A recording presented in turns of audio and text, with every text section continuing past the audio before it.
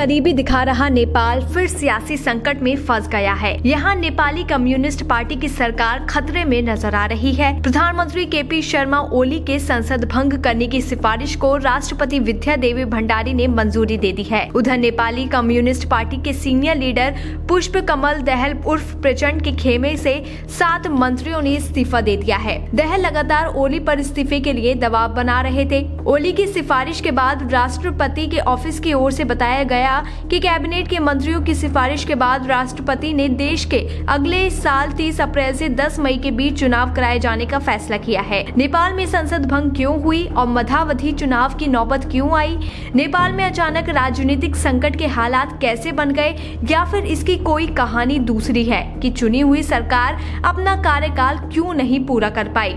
इन सब बातों के बीच ये भी जानना जरूरी है कि नेपाल के इस संकट से भारत का क्या लेना देना है। आपको बता दें कि प्रधानमंत्री केपी शर्मा ओली की कैबिनेट ने सत्ता पर काबिज कम्युनिस्ट पार्टी के मतभेदों के बाद संसद भंग करने की सिफारिश की थी। इस पूरे सियासी संकट के केंद्र में कैसे नेताओं के अहम का टकराव सामने आया, कैसे तानाशाही प्रवृत्ति का खुलासा हुआ और कैसे एक कानून को लेकर छिड़ी बहस का अंजाम ये हुआ कि संसद भंग होने तक की नौबत आ गई। दरअसल नेपाल में सत्तारूढ़ कम्युनिस्ट पार्टी यानी सीपीएन माओवादी में सह अध्यक्ष पुष्प कमल दहल प्रचंड, माधव कुमार नेपाल और झालानाथ खनाल जैसे वरिष्ठ नेता पीएम ओली पर न केवल सरकार बल्कि पार्टी को भी अपने मन मुताबिक चलाने के आरोप लगाते रहे हैं।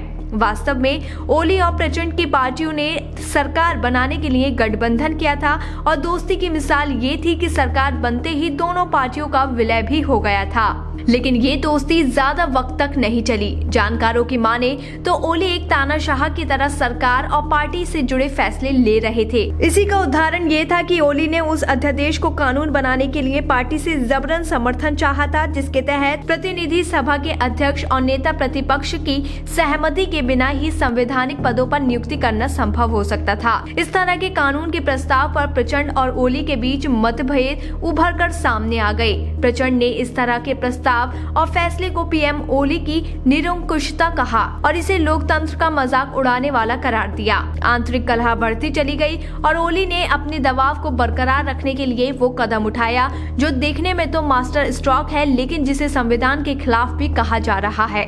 जानकार ये भी कह रहे हैं कि विपक्ष में रही नेपाली कांग्रेस पार्टी के लिए ये अच्छा मौका साबित हो सकता है और ओली सत्ता में रहेंगे या नहीं, इस बारे में सुप्रीम कोर्ट भी बड़ा रोल निभा सकता है।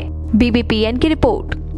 ताज़ा खबरों के लिए बने रहिए बीबीपीएन नेटवर्क के साथ, क्योंकि यहाँ आपको खबरें मिलेंगी नए भारत की। हमारे साथ बने रहने के लिए हमारे चैनल को सब्सक्राइब करें और शेयर करना बिल्कुल ना भूलें।